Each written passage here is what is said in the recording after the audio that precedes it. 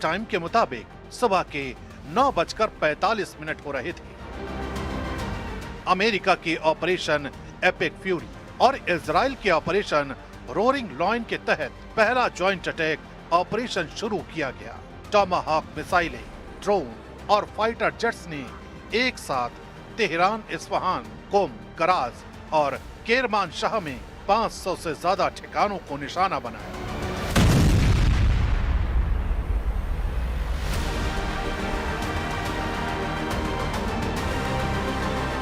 सबसे घातक वार तेहरान के डाउनटाउन स्थित सुप्रीम लीडर के आधिकारिक कंपाउंड पर हुआ। रिपोर्ट के मुताबिक 30 से ज्यादा बंकर बस्टर म्यूनिशन इस्तेमाल किए गए। उस वक्त खामेनेई अपने शीर्ष सलाहकारों अली शमखानी, मोहम्मद पाकपुर और दूसरे कमांडरों के साथ मीटिंग में थे। पहले हमले में ही कंपाउंड पूरी तरह तबाह हो गया और इसी हमले में ईरान के सुप्रीम लीडर मारे गए। यानी महायुद्ध के पहले घंटे में ईरान के सुप्रीम लीडर को मौत की नींद सुला दिया गया। अल्लाहु अकबर, अल्लाहु अकबर, अल्लाहु अकबर। इसी के साथ ईरान की हवाओं में कई सवाल तैरने लगे। किसने सुप्रीम लीडर के साथ गद्दारी की? किसने उनकी सही लोकेशन का पता बताया? आखिर इतनी आसानी से खामेनेई को कैसे टारगेट किया गया? दावा किया जा रहा है कि ये सिर्फ आसमान से बरसा हमला नहीं था, बल्कि जमीनी स्तर पर महीनों से चल रहा एक गुप्त अभियान था। इंटेलिजेंस नेटवर्क ने सुप्रीम लीडर की मूवमेंट, मीटिंग शेड्यूल और सुरक्षा पैटर्न की बारीक जानकारी जुटाई।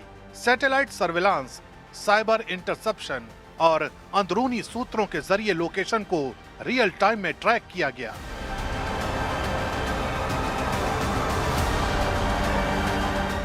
कहा जा रहा है कि हमले से ठीक पहले इलेक्ट्रॉनिक जैमिंग के जरिए कम्युनिकेशन सिस्टम को बाधित किया गया ताकि रिएक्शन में देरी हो। कुछ रिपोर्ट्स में यह भी इशारा मिलता है कि विशेष ऑपरेशंस यूनिट्स ने जमीनी पुष्टि दी, जिसके बाद प्रिसिजन स्ट्राइक को हरी झंडी मिली। अगर ये सच है तो ये सिर्फ एक एयर स्ट्राइक नहीं, बल्कि भीतर तक घुसी एक खुफिया जंग थी, जिसका अंजाम पश्चिम एशिया में कोहराम की वजह बन गया।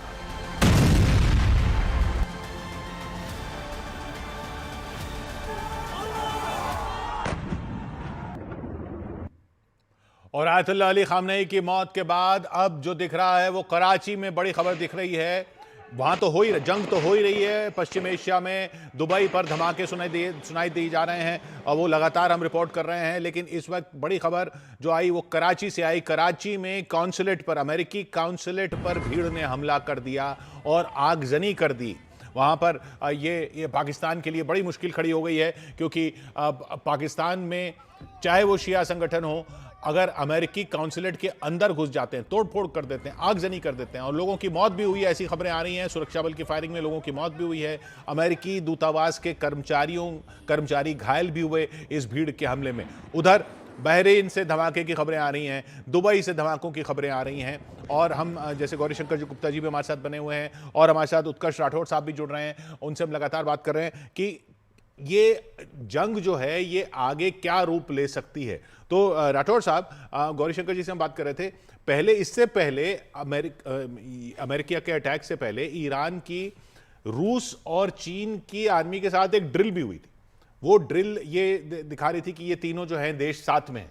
लेकिन जब ये हमला हुआ है उसके बाद रूस और चीन की तरफ से सिर्फ स्टेटमेंट आई है और ऐसा लगता भी नहीं है, ऐसे आसार भी नहीं लग रहे, गौरीशंकर जी का कहना है ऐसा होने वाला भी नहीं है कि रूस या चीन की तरफ से कुछ डिप्लोमेटिक सपोर्ट के अलावा कोई सपोर्ट ईरान की इस रेजीम को इस वक्त दिया जाएगा।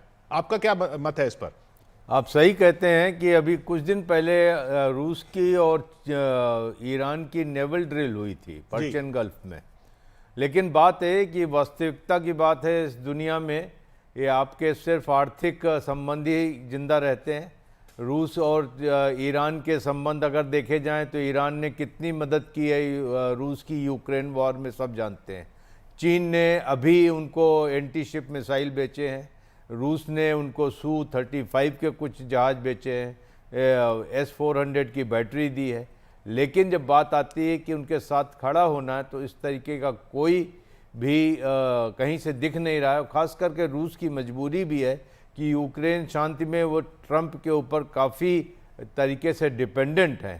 तो आज ईरान जो है अकेला खड़ा है और ये रूस और चीन को समझना चाहिए कि अगर ईरान की सत्ता परिवर्तन होता है अमेरिका के मन माफिक, तो एक झटके में मिडिल ईस्ट से रूस और चीन का वर्चस्व भी खत्म हो जाएगा।